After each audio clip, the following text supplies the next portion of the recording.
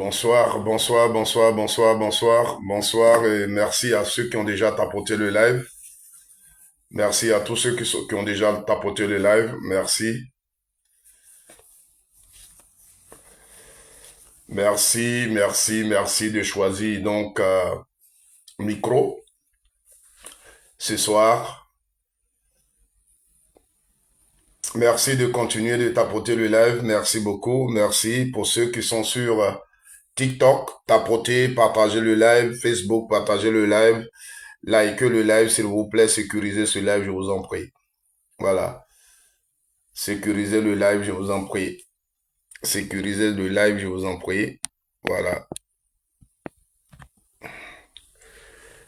Je vous prie de sécuriser le live. Merci à tous ceux qui nous suivent. Merci à tous ceux qui partagent nos lives, qui apprécient notre façon de faire nos lives. Je voudrais vous dire merci. Merci, que Dieu bénisse la Côte d'Ivoire. Chacun à son niveau mène la lutte pour la cohésion sociale et la paix en Côte d'Ivoire. Voilà. Nous autres, on estime que ce qui se passe n'est pas bien pour la cohésion sociale et il faut le dénoncer, il faut en parler. On ne peut pas se taire sur ce qu'on voit. Il faut toujours interpeller les gouvernants pour que chacun puisse vraiment jouer son rôle. Alors, le micro est en direct ce soir sur TikTok et sur Facebook. Je voudrais saluer tous mes abonnés, voilà, et tous ceux qui soutiennent donc tout ce que nous faisons. Il faut partager, il faut liker. Merci beaucoup. Que Dieu nous donne la compréhension. Voilà. Et la sagesse. Je l'ai toujours dit, la sagesse, quand on ne l'a pas, c'est grave. Parce que tu peux aller à l'école, tu peux ramasser tous les diplômes. Et quand tu n'es pas sage, c'est tout un souci.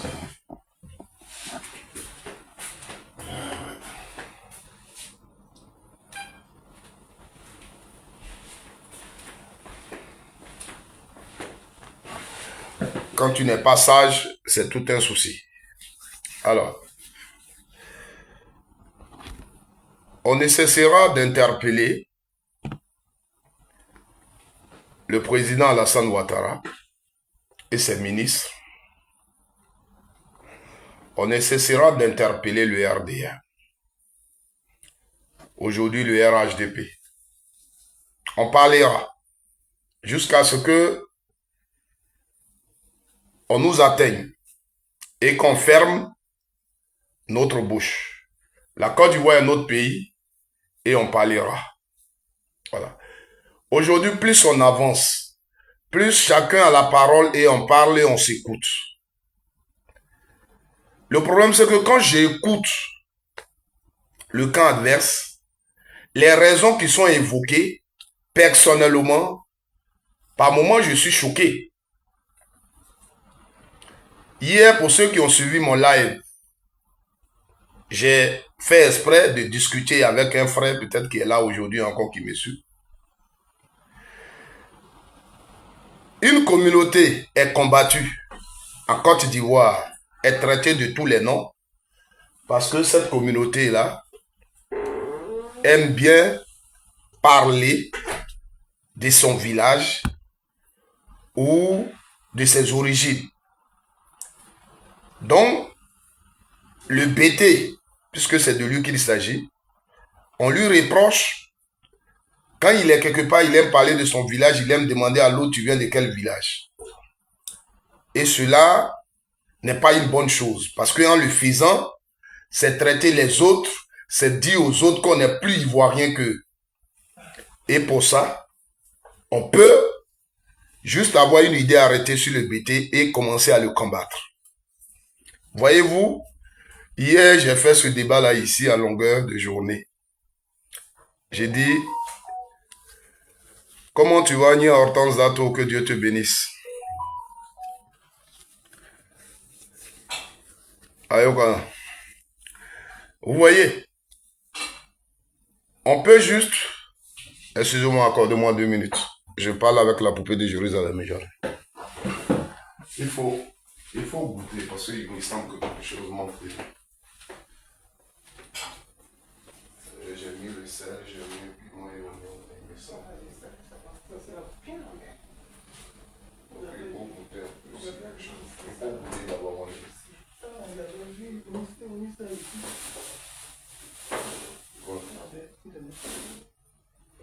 Non, mais tu vois, parce que j'ai goûté, mais le goût ne me dit pas. Si tu peux faire autre chose, tu peux nous faire, pas de souci.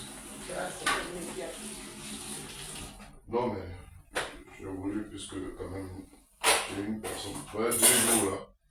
Douleur là, m'a vraiment chose, non, c'est pourquoi si je te laisse. J'ai une personne, tu ne sais pas bien, tu parles, tout ton fait, tout ça. Bon, je peux aller faire mon rêve.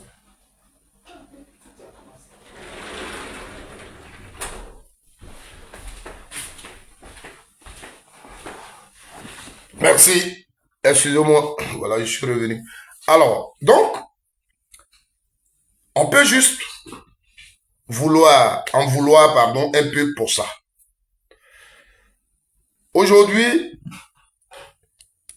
moi, ma sagesse ne me permet pas, pour ce qui se passe précisément à Nayo et dans les autres localités suite aux manifestations qu'il y a eu, ma sagesse ne me demande pas de demander aux BT ou aux abeilles de se préparer pour s'attaquer au Doula. Non, ça, moi, ma sagesse ne me le permet pas. Moi, je vais interpeller ici le procureur de la République, je vais interpeller le gouvernement de Côte d'Ivoire, les autorités ivoiriennes. Voilà. Je ne ferai pas de vidéo, même dans mes vidéos, pendant ces manifestations que j'ai eu à faire, pour même demander aux gens de sortir pour manifester, et ça, je l'assume parce que j'ai fait une vidéo. Manifester contre le 4e mandat de M. Alassane Ouattara. Aujourd'hui et demain, quelqu'un me demande, je l'assumerai. Parce que moi, j'estime que Alassane Ouattara n'a pas respecté la constitution ivoirienne que lui-même nous a donnée. Et quand moi, je regarde le parcours, les déclarations qu'Alassane Ouattara a fait concernant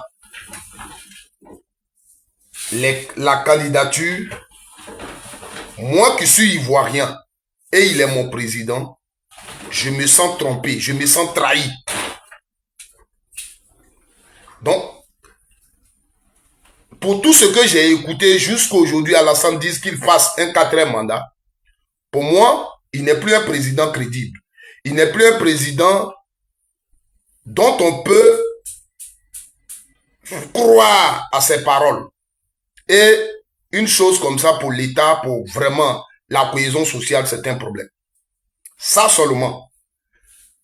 Maintenant, quand je prends même les dispositions prévues dans ma constitution, j'ai dit le président Alassane Ouattara n'a pas le droit d'être candidat. Peu importe, pendant son pouvoir, ce qu'il a pu, à quoi il a contribué pour le développement en Côte d'Ivoire. Mais quand il y a des règles, il faut les respecter. Dans ce monde-là, on n'a jamais dit comme ce président-là est là. Et on a fait ceci, on a construit église, on a construit école, donc il reste au pouvoir. Ce n'est pas écrit dans notre constitution. Voilà. Parce que un pouvoir, c'est un système. C'est une façon de faire. C'est un programme de gouvernement. Donc, quand on est dans un parti politique, tout le monde a cette façon-là de réfléchir et de faire. Voilà. Donc, aujourd'hui, c'est le RDR au départ qui est devenu RHDP qui nous gère. C'est un système qui nous gère. Donc, on ne peut pas d'une seule personne. C'est lui. On dépend d'une seule personne. Notre sécurité dépend d'une seule personne. Notre développement dépend d'une seule personne. Et moi, je ne m'inscris pas dans ça. La vérité, je ne m'inscris pas dans ça. Voilà. Donc, pour moi, le président Alassane Ouattara n'avait pas le droit de faire ce 4e mandat. Et quand il disait « je suis candidat pour le 4e mandat », le président Alassane Ouattara savait qu'il y a des Ivoiriens qui allaient lui dire non. Quand il disait qu'il y a des Ivoiriens qui lui ont demandé de faire un 4e mandat, il sait que derrière ces Ivoiriens-là, il y a d'autres Ivoiriens qui allaient lui dire « Monsieur le Président, 4e mandat que vous faites là, c'est pas normal. » Il le savait très bien. Puisque quand il faisait le 3e mandat, il y a des Ivoiriens qui se sont levés pour lui dire non.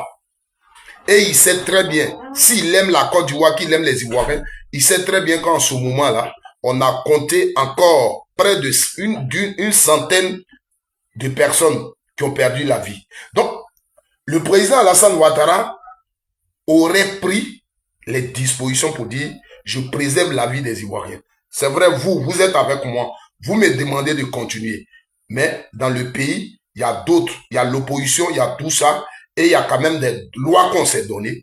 Donc, je préfère préserver la vie des Ivoiriens. Parce que quand je vais dire je fais le 4e mandat, il y a des Ivoiriens qui diront non, qui vont manifester. Donc, je vais préserver leur vie. Alassane n'a pas pensé à ça. Et c'est ça le problème du RDR. Ils n'ont jamais mené une démarche pour préserver la vie des Ivoiriens.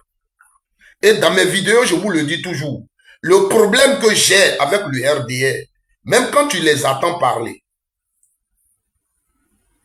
ils n'ont jamais pris de disposition pour préserver la vie d'un Ivoirien.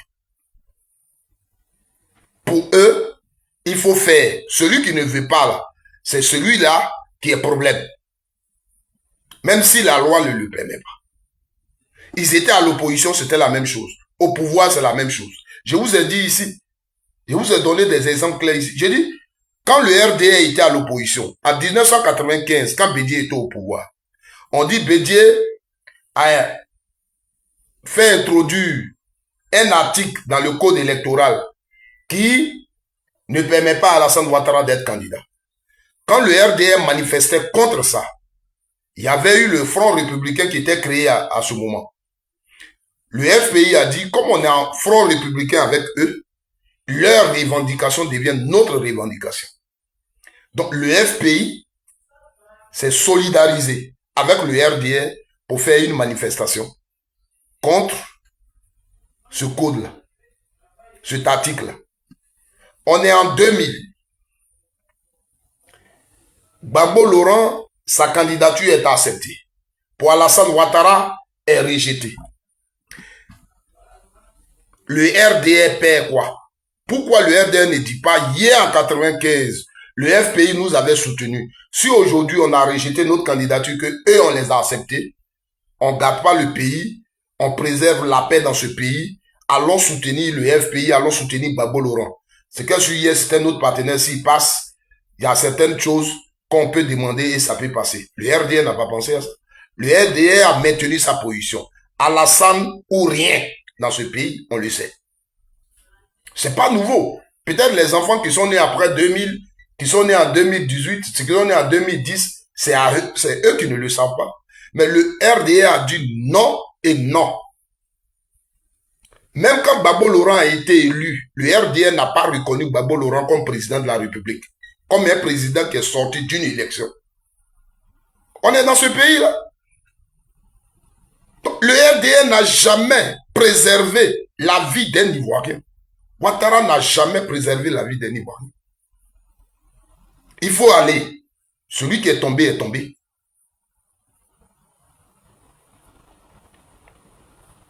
C'est le problème.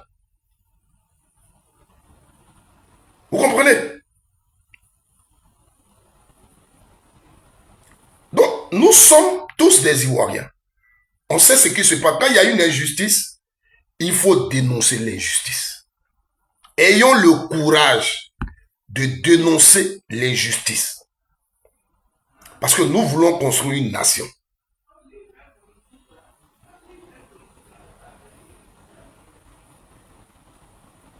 Nous voulons construire une nation. Aujourd'hui, d'autres se plaisent. Ils regardent ce qui se passe en Côte d'Ivoire. Je vous ai dit que il y a au moins 4 catégories ou 3 catégories d'Ivoiriens. Il y a des Ivoiriens qui sont là, ils regardent la vie en Côte d'Ivoire, ils voient les rues, la vie, ça va, ça marche, les infrastructures poussent, et tout ça, ils regardent, ils disent, oh, le pays avance, donc, ouais, le président, on le laisse. Ouais, c'est vrai, ce qu'il fait, c'est pas bon. Dans même au niveau des directions et tout ça. Le RHDP à tout prix, c'est pas bon. Mais qu'est-ce qu'on peut faire? Continuons comme ça parce que tout de suite, si on veut parler, ils vont dire c'est nous, ils vont dire d'autres ont peur et ils restent dans ça et pour eux, qu'on avance dans ça. Ils sont nombreux, ils sont là et ils nous regardent. Quand tu parles, ils te regardent. Ils prennent pas d'engagement. Et c'est ceux-là, ils vont dire, moi, je fais pas la politique. Moi, je ne suis pas dans la politique. Même quand, pour les élections, là, tu les crois, tu as dit, non, moi, je suis pas dedans. Et des milliers d'Ivoiriens sont découragés. Ils ne peuvent même pas se prononcer en matière de politique. Ils regardent des choses, ils n'apprécient pas. Mais ils vont dire quoi? Rien. Ils sont nombreux. Pendant ces élections-là. Il y a des Ivoiriens même aujourd'hui, ils regardent les résultats des élections. Et ils sont convaincus que ça, c'est du mensonge. Ça, c'est du faux. Mais ils ne peuvent pas parler. L'essentiel pour eux, on se réveille le matin, est-ce qu'on peut sortir? On peut prendre son taxi pour partir au travail, on peut revenir. Voici ce qui les intéresse. Et ces Ivoiriens-là sont milliers. Ils sont beaucoup aujourd'hui. Pas parce que ce qui se passe leur plaît, mais ils sont dans un climat où on ne leur permet pas de s'exprimer. On ne leur permet pas de dire quoi que ce soit. Ils ont peur pour leur vie. Quand ils regardent dans sa maison, ils voient ses enfants, ils préfèrent... Donc, nous-mêmes qui parlons comme ça, là, nos frères qui sont dans ça, là, nous appellent. Ah, tu as tes petits-enfants, tu ne peux pas t'occuper d'eux. Mais même quand les militants du RDA eux-mêmes nous le disent, mais c'est de qui on doit avoir peur? C'est la question. C'est de qui on doit avoir peur? Si toi, si y a marche là, viens être devant. Donc si je suis devant là, qui va m'ôter la vie? Pourquoi vous me demandez d'être devant? Parce qu'il y a quelqu'un qui va m'ôter la vie. Donc qui est dangereux en réalité? C'est la question. Donc, eux, ils gouvernent, ils font en sorte qu'on puisse avoir peur d'eux. Donc, il y a beaucoup d'Ivoiriens, effectivement, qu'ils ont eu dans ça, qui ont peur, qui ne peuvent pas parler, qui sont là. Même quand il y a élection, ça ne leur dit rien. Et pour eux, demain arrive, ils vont aller faire leur travail, ils regardent, ils ne peuvent rien faire. Il y a ces Ivoiriens. Donc, quand on est dans un pays comme ça, on a l'impression que, oui, on est aimé, on est ceci, mais c'est pas vrai. C'est pas vrai. Ce n'est pas vrai. Il y a cette catégorie d'Ivoiriens. Il y a une autre catégorie d'Ivoiriens qui sont là, qui, depuis, quand je parle du RDR, je parle de ce parti-là, je dis, le combat que le RDR a mené en Côte d'Ivoire, quand je vous parle toujours, je vous le dis, et je ne le changerai jamais, jusqu'à ce que quelqu'un me dise le contraire. Le RDR, à sa création, Johnny Kobena avait peut-être une vision, parce que ça, je ne maîtrise pas. Mais quand Alassane Ouattara a pris la tête du RDR, le combat qu'ils ont mené, ils vont diriger la Côte d'Ivoire. Alassane va diriger la Côte d'Ivoire. Donc, tout ce qu'ils pouvaient faire pour qu'eux, ils dirigent la Côte d'Ivoire, ce n'est pas une réforme politique spéciale contre laquelle ils se sont battus, rien. Mais tout le combat qu'ils ont mené en Côte d'Ivoire, c'est Alassane. On ne veut pas qu'il soit président parce qu'il est du Nord, parce qu'il est musulman. Non, il faut qu'Alassane soit président. On dit il n'est pas ivoirien. Pourquoi il n'est pas ivoirien? Il est ivoirien, il est de... Voici le combat. Le combat du RDA, le voici. Ils n'ont pas fait autre combat jusqu'à ce qu'ils viennent au pouvoir.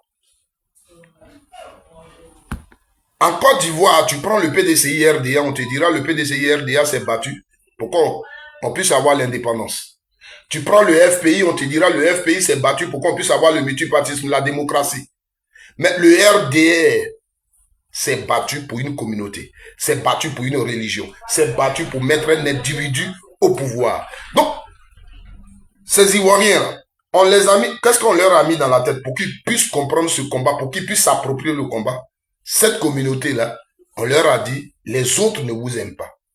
Aujourd'hui, quand tu fais un débat, même quand tu les interpelles sur leur foi, ils vont te dire, mais en 89, à Bouaké, ils ont brûlé mosquée, ils ont fait ceci. Voici ce que les gens vont te dire.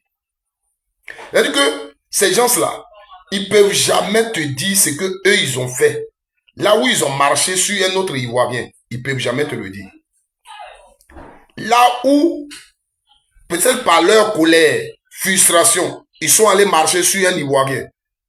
Et ils ne peuvent jamais te le dire. Ils ne peuvent pas savoir que l'Ivoirien sur lequel ils ont marché, lui aussi, il a mal. Non, ça, ce n'est pas leur problème. Eux, c'est eux qui ont toujours les raisons. C'est eux qui sont toujours les victimes en Côte d'Ivoire. C'est-à-dire, les années passent. Ils ont le pouvoir depuis 15 ans. Mais ils sont toujours les victimes. Quand tu veux parler pour eux, il faut que tu dises que c'est eux les victimes de la Côte d'Ivoire. C'est à eux qu'on a fait le mal. Vous voyez le petit, pour ceux qui sont sur TikTok, dont la photo est derrière moi. Vous l'avez tous écouté. Sa vidéo passe partout. C'est qu'ils sont allés faire Nayo. Des gens dans un village, ils manifestent. Si pendant la manifestation, il y a eu des affrontements, on peut comprendre. Mais des gens ont manifesté. Ils ont fini de manifester. Ils sont allés dormir. Ils ne sont plus en train de manifester. Les gens s'organisent pour aller attaquer leur village. Mais l'enfant, à l'attendre, il a participé à l'attaque. C'est quelque chose qui a été préparé. Quelque chose qui a été préparé. Quand tu l'attends, j'ai même pas envie de mettre sa vidéo pour que quelqu'un écoute. Je ne voulais même pas mettre sa photo, mais j'ai mis ça derrière moi par exprès. Vous comprenez? Quand tu l'écoutes, ça a été préparé. J'ai écouté le ministre Mamadou Touré. Sur un plateau, on lui a posé la question sur Nayo, puisqu'il est le président du conseil régional de cette zone. Il dit oui, les manifestations se sont allées attaquer au commerce. Ils sont allés attaquer au commerce. Voici comment lui, une autorité, il l'explique. Une autorité sur un plateau. Lui qui est autorité de la zone, il estime que ce que ceux-là ont fait là, ça s'explique parce que les manifestants sont allés s'attaquer à leur commerce. J'ai fait comme ça. J'ai même pleuré quand je l'ai attendu.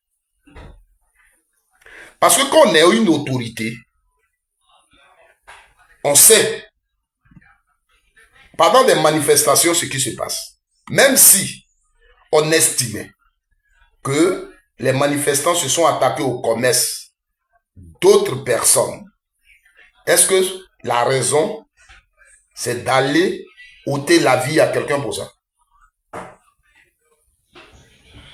Il n'y a plus d'autorité, il n'y a plus de policiers, il n'y a plus de gendarmes. Où j'ai vu, j'ai reconnu celui-là, ils sont venus s'attaquer à mon commerce, je vais porter plainte. Est-ce que je dois me faire justice? Et une autorité sur un plateau télé doit lui dire, doit expliquer des choses de cette façon. Vous avez ôté la vie aux gens. Et vous estimez, autorité estime que oui, c'est normal. Parce que quand ils marchaient là, ils sont allés casser les commerces. Mais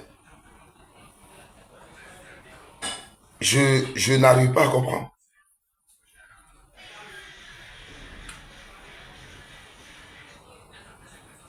Je n'arrive même pas à comprendre ça.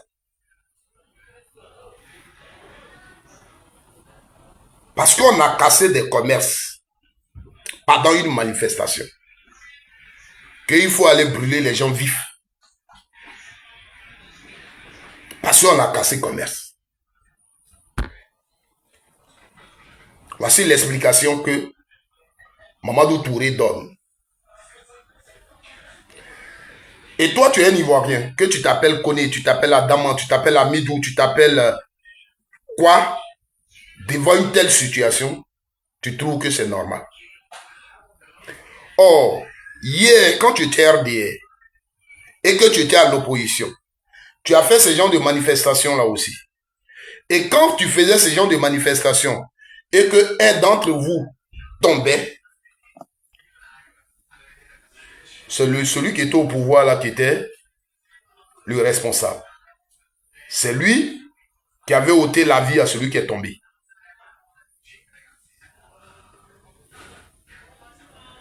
Hier, quand tu étais à l'opposition et tu marchais, tu faisais tes manifestations. Si quelqu'un avait un orteil cassé. Si quelqu'un avait un cheveu qui était tombé, c'était Gbagbo Laurent qui était au pouvoir. C'était Kona Bédié qui était au pouvoir. C'est ce que vous disiez. Aujourd'hui, vos écrits, tout ce que vous disiez est là. Gbagbo est allé, d'autres même. La dernière fois, je faisais une vidéo où j'ai eu un gars qui témoignait que oui, Gbagbo allait à l'église pour aller ôter la vie à Guy Robert. Gbagbo rentrait dans les mosquées. Gbagbo faisait ceci. Gbagbo, il a déjà lui là. Gbagbo a déjà celui-là. Mais vous ne saviez pas aussi qu'à votre temps, vous aviez des responsables politiques qui vous demandaient de faire ce genre de manifestations. Pendant qu'il y avait un État, il y avait une autorité qui était établie. Vous faisiez ce genre de manifestations. Et quand vous les faisiez et qu'il y avait problème, c'était celui qui gouvernait. Vous qui le disiez. Aujourd'hui, c'est vous qui allez vous dire, non, c'est celui qui leur a demandé de manifester là qui est responsable. Faisons très attention dans ce pays. Faisons très attention dans ce pays. Cette nation que nous voulons construire, vous êtes venus vous installer à la tête de Côte d'Ivoire. Dites aux Ivoiriens, on est venu se venger. Et puis nous, on va se préparer. Dites-nous que vous êtes venus vous venger. Et à partir de là, on sait vers où vous nous amenez. Parce que si vous vous dites les autorités de la Côte d'Ivoire, vous devez parler pour tous les Ivoiriens. Si vous vous dites les autorités de la Côte d'Ivoire, vous êtes les autorités, vous êtes président, vous êtes ministre pour tous les Ivoiriens.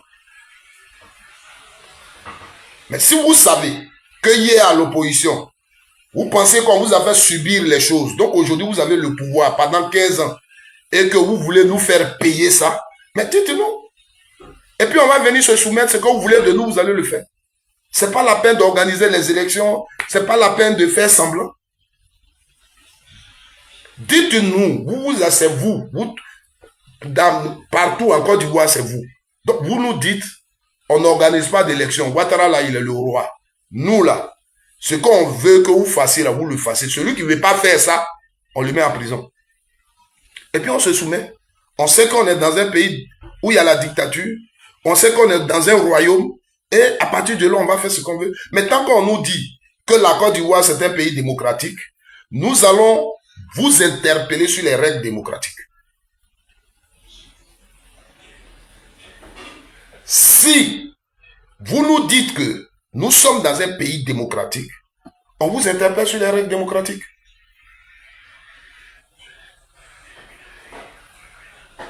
Mais si vous asseyez pour vous dites la Côte d'Ivoire, à partir d'aujourd'hui, n'est pas un pays démocratique. Nous, on a utilisé nos moyens pour prendre notre pouvoir, donc on fait de notre pouvoir ce qu'on veut. C'est tout. Vous nous le dites, à partir de là, on sait. Mais pour nous, nous sommes dans un pays normal, un pays démocratique. Le président qui est élu, il est le président de tout le monde. Un ministre, il est le ministre de tout le monde. Donc, si on a des problèmes, on peut faire nos revendications. Et quand on fait nos revendications, pour nous, on s'adresse aux autorités. Voici ce que nous pensons. Mais si vous nous dites non, nous n'êtes pas dans un pays normal, vous là, on ne vous compte pas dans le pays. Vous n'avez aucun droit dans ce pays. Parce que hier, quand on était à l'opposition, voici ce que vous nous avez fait. Donc aujourd'hui, nous, on est au pouvoir, on est venu se venger. Donc, si vous voulez boire, manger dans ce pays-là, comportez-vous comme ça, comportez-vous comme ça. On va comprendre. On va le comprendre. Parce qu'on est dans un pays.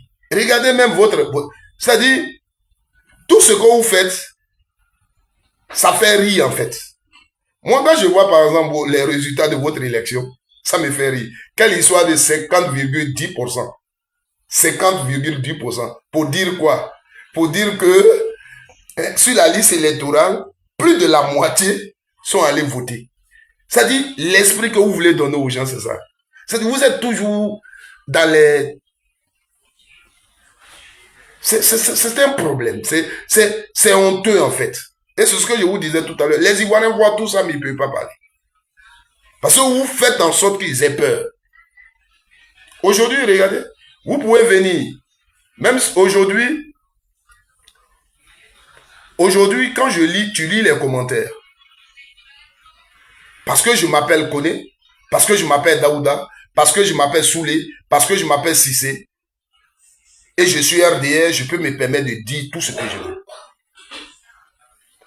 Je peux me permettre d'insulter. Je peux me permettre de dire ce que je veux. Et il n'y a rien.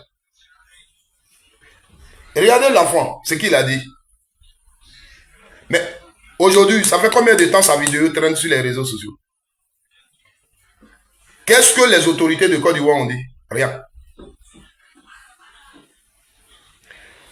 Mais il y a deux jeunes qui ont fait vidéo et puis ils ont insulté maman du président. Ce qui je ne conseille pas. Vous voyez, mon enfant ne peut jamais le faire, donc je ne le conseille pas. Mais pour ça, on a vu des communiqués du procureur qui a mis la tête de ces enfants-là à prix. 1 million pour chaque tête. Mais quelqu'un qui a ôté la vie d'un Ivoirien, quelqu'un qui a ôté la vie de 5 Ivoiriens, il le dit avec fierté, sa vidéo passe. Ça ne me aide pas, les autorités. Aucun communiqué. Pour dire, lui là, on le cherche. Rien. Voici dans un pays où nous sommes. Et on doit applaudir. Ouattara, il gouverne bien. Parce qu'il gouverne pour faire plaisir à une communauté. Donc, il gouverne bien. Vous comprenez? Il gouverne bien. Vous comprenez? Depuis qu'il a dit, là, aucun communiqué. Aucun communiqué. Et les gens, les victimes là, elles vont regarder ces gens de personnes. Le monsieur qui a été brûlé vif, ses enfants vont regarder quelqu'un qui est en train de parler comme ça. Qu'est-ce que vous appelez incitation à la violence dans un pays? Qu'est-ce que vous appelez incitation à la violence? Si ça, là, vous regardez, ça passe. Dans une nation, c'est quoi qui est incitation à la violence? Des petites vidéos ont fait. Ziki a dit, si le jour ils vont donner les résultats, tout cela allons dans les maquis, ça on appelle ça incitation. Mais quelqu'un qui revendique, c'est-à-dire qui a fait des actes, ce qui se passe au Mali, là, et puis on dit, les gens là, ils sont là-bas, là. C'est ce qu'ils sont allés faire à Nayo. Ce que les gens font au Mali, au Burkina, c'est la même chose qu'ils sont allés faire à Nayo. C'est la même scène. Les gens, ils sont allés nuitamment pour mettre feu dans les maisons des gens.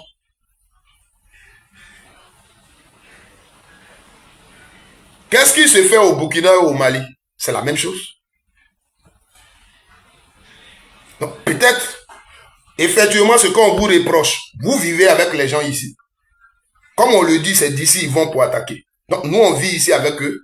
Comme vous donnez leur per diem et tout, donc ils défendent votre pouvoir. Les gens qui manifestent contre votre pouvoir les rencontrent sur leur chemin. Parce que ce qu'il explique et ce qui s'est passé à Nayo, ce sont les actes de même chose qui passe là-bas. Je ne vais pas dire les noms. Mais c'est ce qui se passe là-bas.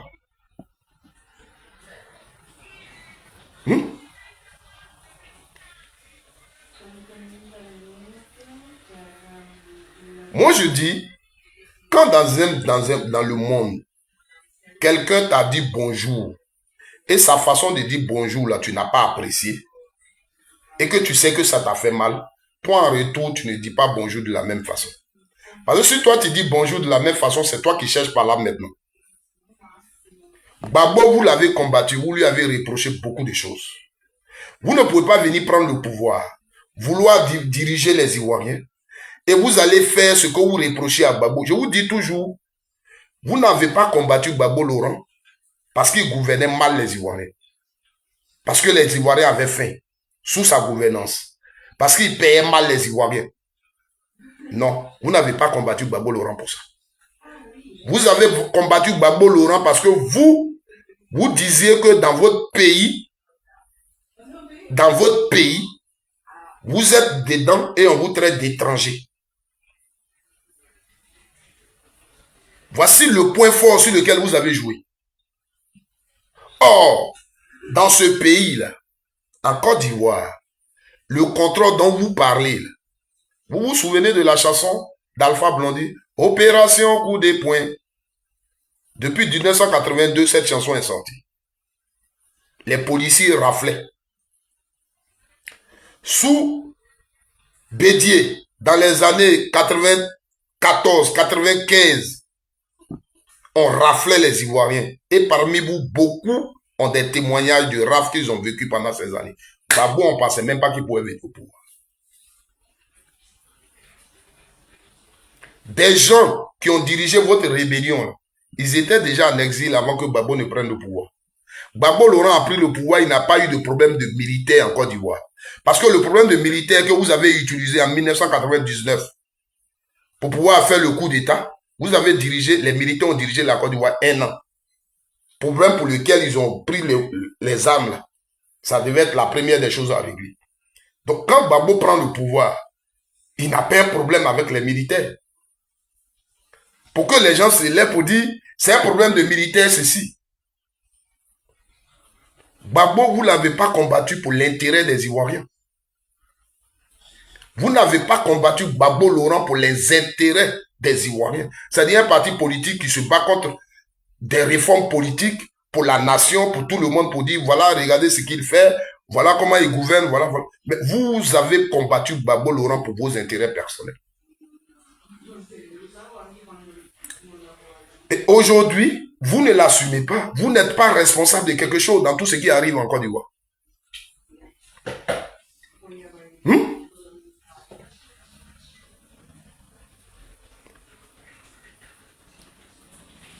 Vous comprenez?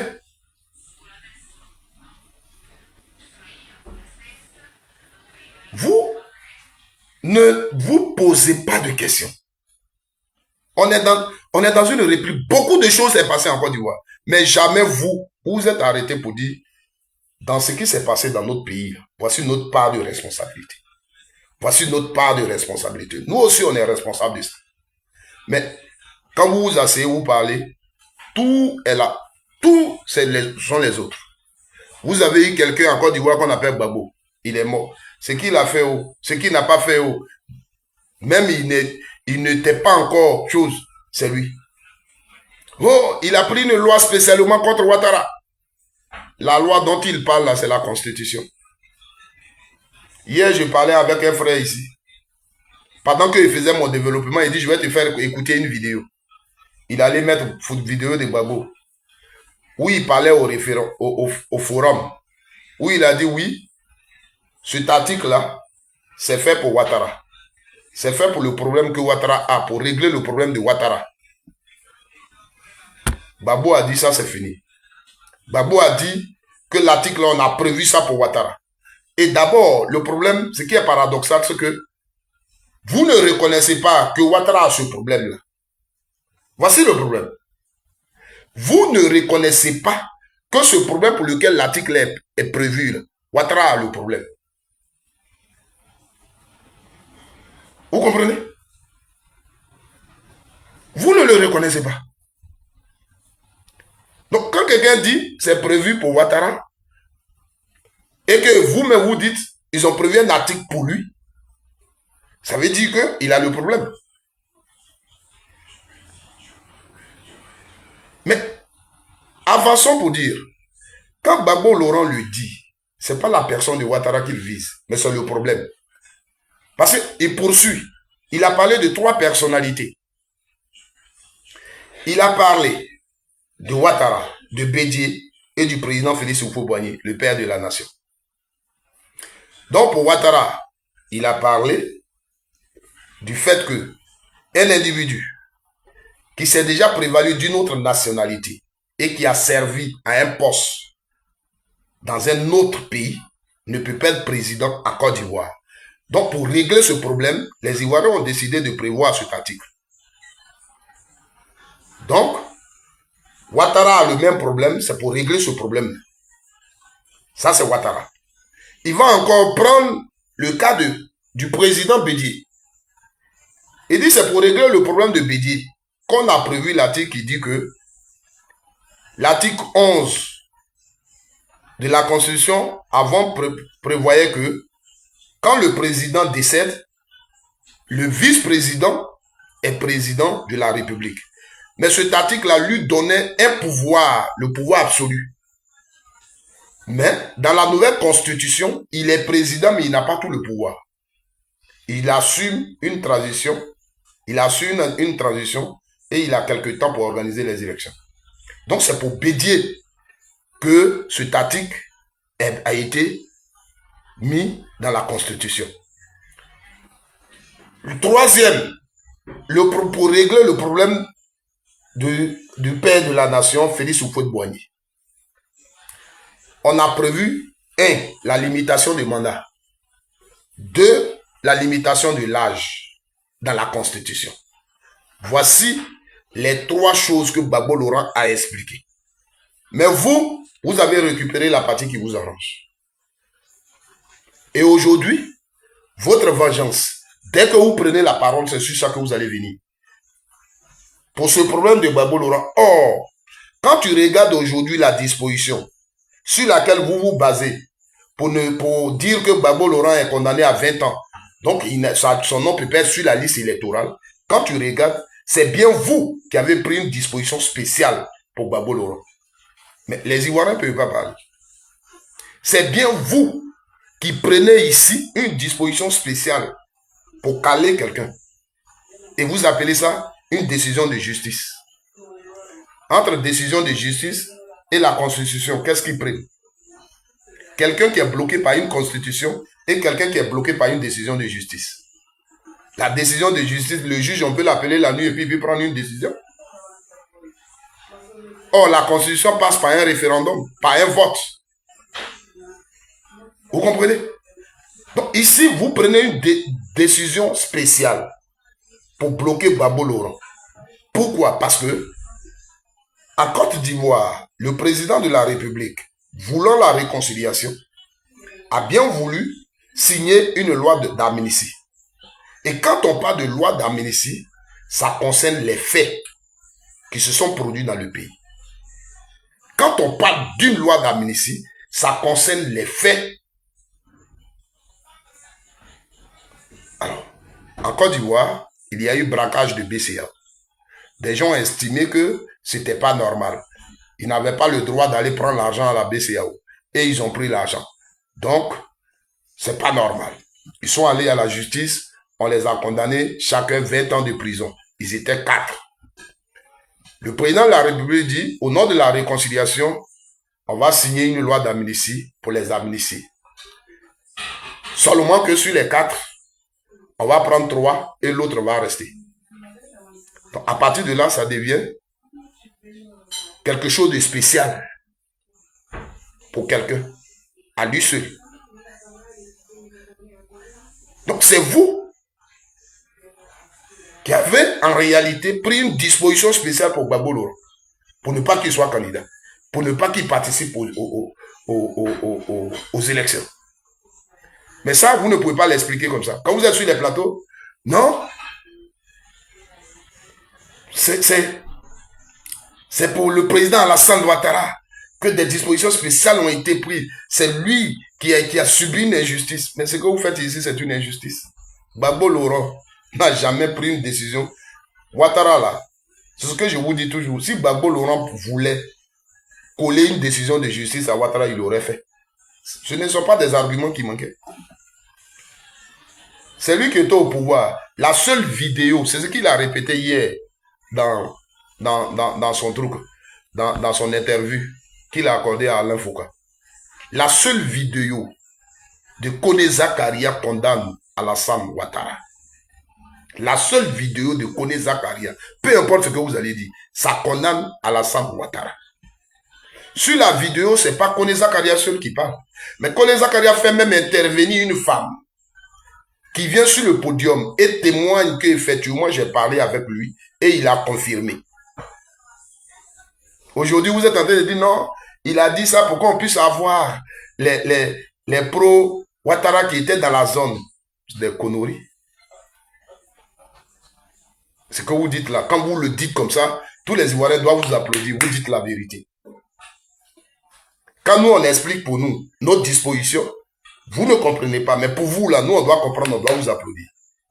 Voici le pays dans lequel on est. Mais Alassane Ouattara lui-même, après la discussion de Kléber, il déclare une transition. Donc si on ne reconnaît pas Babo Laurent, ce ne sont pas les institutions qu'on va reconnaître. Ça, c'est le président Alassane Ouattara qui parle aux Ivoiriens. Et par la suite, il va dire, dans la zone où se trouvent les forces nouvelles, dans la zone, parce que le pays était divisé, ils avaient 60%. Donc, dans la zone où se trouvent les forces nouvelles, ce sont mes partisans qui sont là-bas. Pour dire quoi? Pour dire que lui, il est le plus populaire. Ces vidéos-là sont là, vous pouvez aller les voir. Donc, moi, j'ai besoin de quoi pour comprendre que Ouattara soutenait la rébellion? À quel moment le parti d'Alassane Ouattara qui s'appelle le RDR, le Rassemblement des Républicains, est allé à une table de discussion où il y avait les rebelles. Et ils ont dit non, nous sommes des républicains. Même si le parti qui est au pouvoir, on est opposé à eux, mais nous parlons de la République. Ceux-là, ils sont des rebelles, ils ont attaqué la Côte d'Ivoire, on ne peut pas les soutenir. On n'est pas avec eux. Donc on ne peut même pas accepter qu'ils s'assoient sur même table avec le président de la République, avec les institutions du pays. À quel moment le RDR nous a fait une déclaration pour défendre la République? Rien. Vous ne pouvez pas venir nous dire, non, quand on parle de la rébellion, non, c'est Soro, c'est ceci. Non, il y a des faits qui nous ramènent que vous êtes impliqués. Vous comprenez? Alors, quand on sort de tout ça et que vous venez prendre le pays, vous expliquez vos raisons qui vous ont poussé à prendre des armes. Ok. Mais qu'est-ce qu'il faut faire quand on gouverne le pays? C'est maintenant de faire en sorte que des gens n'aient pas des raisons, d'autres raisons pour prendre encore des armes contre leur pays. Parce que vous trouvez que ce qu'on vous avez fait hier vous motivez à prendre les armes contre votre pays. Donc quand vous venez, comment on va faire en sorte que la démocratie soit de mise dans ce pays et que tous les Ivoiriens soient respectés? S'il faut faire des sacrifices, faisons-les pour la cohésion sociale. Non. Mais on bradit ses muscles. On est plus fort. Ce qu'on veut là, c'est ce qu'on fait. Celui qui ne veut pas respecter ce qu'on veut là, la personne là, c'est elle qui va périr. Et nous, on avance. Les chiens en bois, la caravane passe. Comme il le dit si bien.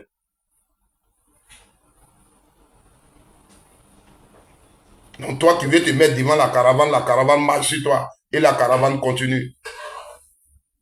Or, tu étais en train de dire, non, la caravane, ce n'est pas cette rue là qu'elle doit prendre. Nous là, chez nous ici, la caravane ne passe pas ici, mais la caravane passe d'autre côté. On dit non, tout ce que tu dis là, nous on s'en fout de ça, on marche sur toi. Parce que nous là, notre caravane passe là où on veut. C'est pas toi, à toi de décider où la caravane doit passer. Mais c'est nous qui décidons où notre caravane doit passer. Parce que le pays dans lequel vous nous mettez. Donc nous qui sommes là, et qui parlons, et qui interpellons, on est mal vus. Souvent même vous allez venir nous dire, tu vas rester en exil encore 5 ans. Parce que le fait que je dénonce, je n'ai pas le droit de venir dans mon pays. Le fait que je dis non, je ne peux pas venir dans mon pays. Le fait que je dis Ouattara fait un 4e mandat, je ne peux pas venir dans mon pays. Je suis dangereux pour mon pays. Voici comment aujourd'hui on me présente. Or, mon président lui-même s'est assis. Et il m'a dit, non, dans une nation, démocratique, quand un individu dû au pouvoir, ça envoie des troubles dans le pays. Donc, quand mon président a parlé comme ça, et que je lui dis, il ne faut pas faire un 4e mandat, moi, je deviens dangereux pour mon pays.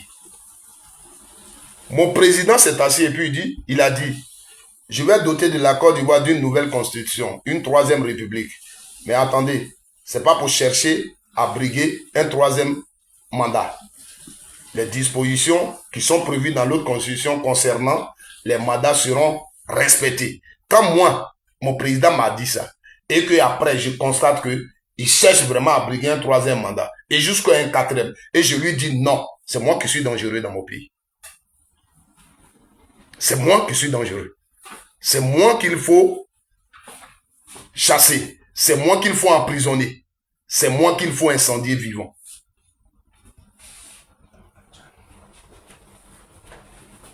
C'est moi le problème. Voici là où nous sommes. Voici où nous sommes. Quand on me dit, mon président, non, quand on n'est pas d'accord, celui qui nous qui dit la vérité, c'est le président du Conseil constitutionnel. Donc le président du Conseil constitutionnel a dit que le compteur est mis à 0, donc le président peut être candidat. Je dis ok. Maintenant, quand je lui ai repris pour dire, donc, en 2010, nous n'avions pas de Conseil constitutionnel. Quand on est en Côte d'Ivoire en 2025 et que une présidente du Conseil constitutionnel déclare des candidats, la liste définitive des candidats, et moi, je ne suis pas d'accord, et on me dit, non, la décision du Conseil constitutionnel est sans recours. On ne peut pas contester. Et même parce qu'on a contesté la décision du Conseil constitutionnel, les gens font la prison. Et moi, je dis, mais pourquoi? Donc, en 2010, là, celui qui a parlé, là, c'était pas un président du Conseil constitutionnel. Quand je lui dis, j'ai un problème avec mon pays. Moi, je suis dangereux pour mon pays. Parce que je n'ai pas le droit de le dire. Voici la Côte d'Ivoire dans laquelle nous sommes. Quand on me dit, un ancien président de la République, que nous tous, même si aux élections, peut-être, on peut aller voter, et puis peut-être ces voix ne peuvent pas atteindre celui d'aujourd'hui. Mais quand on me dit, il n'a pas atteint les 1% de l'électorat, et que je dis, mais comment ça s'est passé? Quand on me dit, parmi les personnes qui ont parrainé les candidats, il y a des Ivoiriens qui ont des faux numéros d'identité. Et moi, l'Ivoirien, je demande, mais comment eux, ils ont eu les cartes d'identité? Quelles sont ces cartes d'identité qu'ils ont utilisées? Est-ce que c'est l'autorité qui leur a donné ces cartes d'identité qui sont fausses? Ou eux-mêmes, ils sont allés fabriquer leurs cartes d'identité? Donc, comment on fait pour retrouver ces Ivoiriens-là, pour leur arracher ces fausses cartes d'identité? Pour qu'ils ne votent pas, puisqu'on va aux élections. Comment on fait? Voilà, on vient de faire des élections. On ne nous a pas dit qu'il y a un Ivoirien qui allait voter avec une fausse pièce d'identité. Il y a un Ivoirien qui allait voter avec une fausse carte d'électeur. On ne nous a pas dit ça. Donc, quand toi, tu poses ces questions à tes autorités, c'est toi qui es dangereux pour ton pays. C'est toi qui ne dois pas aller dans ton pays. C'est toi qu'on doit venir brûler vivant. Parce que dans le pays où nous sommes. Ils font tout ce qu'ils font là, il faut applaudir. Il faut avancer, il ne faut pas poser des questions. Voilà. Oui. Quand on fait ce genre de vidéo là, vous n'aimez pas. Donc, signaler ma vidéo, ce n'est pas un problème. Mais moi, je vous dis toujours, quand je fais mes vidéos, je touche du doigt les problèmes de la Côte d'Ivoire. Le problème actuel de la Côte d'Ivoire. L'Ivoirien que vous voyez, il dit non. Voici ce qui motive l'Ivoirien.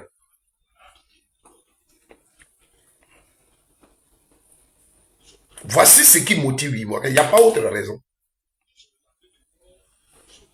Vous comprenez? Quand on a toute une région et on vient donner les résultats d'une élection et on dit un département compte 26 000 inscrits sur la liste électorale et on dit il y a seulement 30 qui se sont abstenus, on peut se poser des questions. On peut bien se poser des questions. Mais ces questions-là, l'Ivoirien d'aujourd'hui n'a pas le droit de poser. Quand ça vient de Ouattara, tout est parfait. Ouattara, lui, ne fait pas du faux. Quand on fait les choses au nom de Ouattara, quand on marche avec Ouattara, ce qu'on fait là, il n'y a pas faux dedans. Mais les autres, ce sont eux qui font du faux.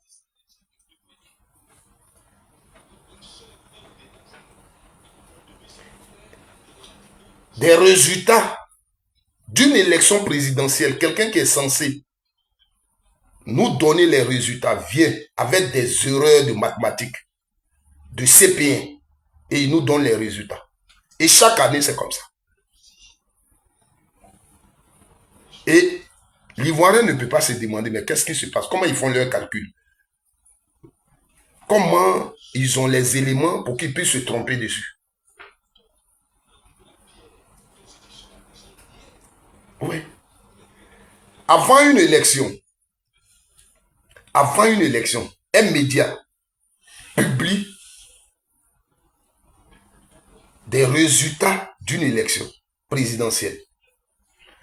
Les gens ont pris, ils ont parlé, ils pensent que c'est à leur niveau cette affaire. Mais ça concerne les Ivoiriens.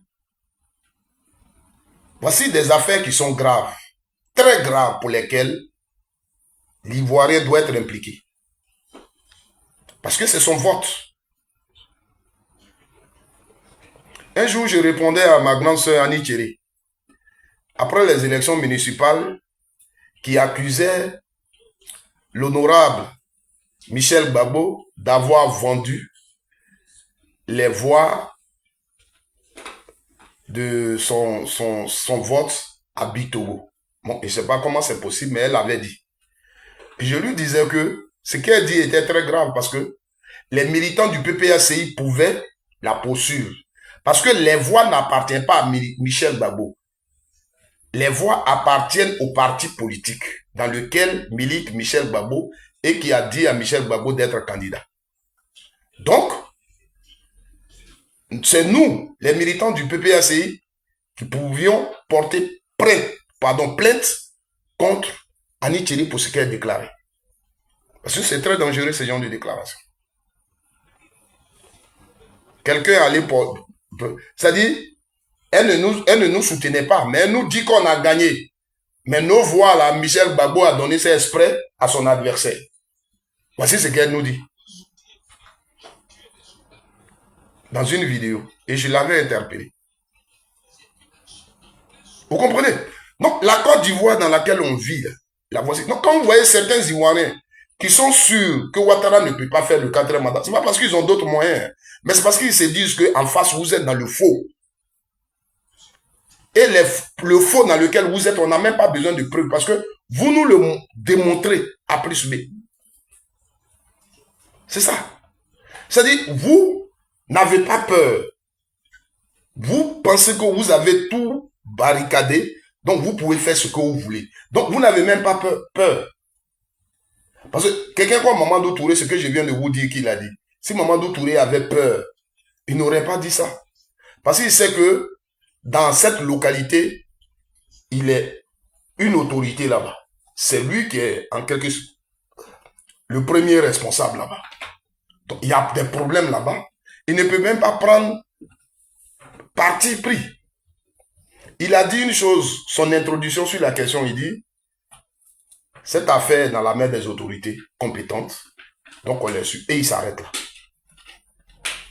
Voici quelqu'un qui est sage, comment il fait?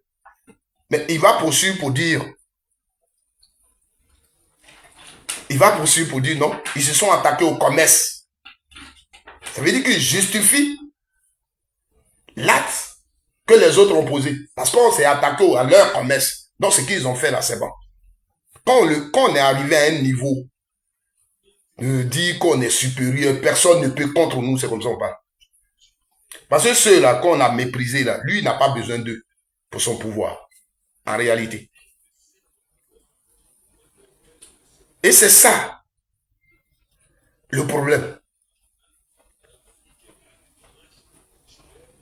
Le problème, c'est ça. Touré Mawa, je préfère parler ouah à moi. Parce que toi et moi, on n'a pas la même éducation. Moi, je préfère parler ouaoua. Je préfère parler ouaoua. Parce que je sais que ce que j'ai dit là, c'est ça qui est la vérité. Donc, je préfère lui dire, parler ouaoua, que faire comme toi.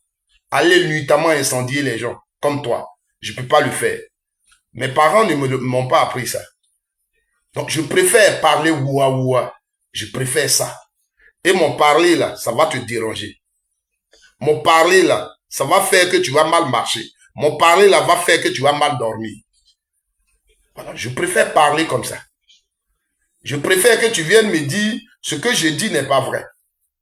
Que de me dire que je parle ouaoua. Tu comprends? Voilà. Ce pays là où vous voulez l'amener, c'est pas bon. Il faut qu'on vous interpelle. Parce que demain encore, c'est nous que vous allez accuser. C'est vous qui accusez toujours des gens. Vous ne faites jamais rien. Vous ne faites jamais rien.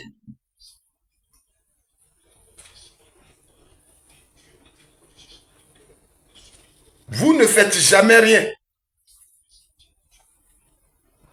Vous ne voulez jamais rien. Les autres toujours. Maintenant, qu'est-ce que vous faites aux autres? Et vous pensez que ils vous en veulent toujours.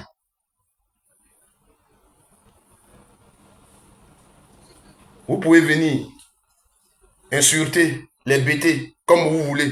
Et les bêtés doivent vous applaudir parce que vous êtes trop fort. C'est pas bien. Alors, j'ai fait cette vidéo. Je vois des frères qui pleurent, qui font des vidéos. D'autres même qui s'attaquent aux bêtés pour dire, j'ai vu des vidéos de certaines personnes qui disent, si j'étais chez les abeilles, si j'étais chez les attiers, on ne pourrait pas faire ceci. Moi, je ne parlerai pas comme ça. Oui, je ne parlerai pas comme ça. J'ai perdu déjà quelqu'un, j'ai perdu combien de personnes, ça me fait déjà mal. Là où le sang d'un seul Ivoirien verse, mon cœur est déjà meurtri. Voilà. Moi, je ne peux qu'interpeller les personnes qui se disent autorités de Côte d'Ivoire, qui nous gouvernent. Les gens qui sont à la tête de cette Côte d'Ivoire, qui mettent les gens en prison parce que tu as parlé. Ils sont allés prendre des gens dans des quartiers parce que ils avaient des choses, et ils avaient comment on va appeler ça, ils ont fait des enquêtes et ils ont vu que ces gens-là préparaient les coups. Mais ceux qui sont allés incendier le village de Nayo, là, le coup, là, ça, ils n'ont pas vu. Ils n'ont pas vu. Jusque-là, le gars, là, ils ne l'ont pas attrapé. Mais quand c'est les militants du PPACI, là, on sait qu'ils font ça, non, ils préparent ça, non, ils veulent faire ça, ça, là. Vous avez les moyens pour ça. Mais la population de Nayo, les gens qui se préparaient nuitamment pour aller les attaquer, là, les autorités ivoiriennes n'ont pas eu les moyens pour circonscrire ceux-là pour ne pas que ça arrive. On n'a pas eu les moyens pour ça. Aujourd'hui, où on dit on a tout, on est sophistiqué, là, ça, on n'a pas pu arrêter ça. Ils n'ont pas su qu'il y avait des gens qui se préparaient contre la population de Nayo. On n'a pas vu ça. Ça, on n'a pas vu. Et ils ont fini leur coup.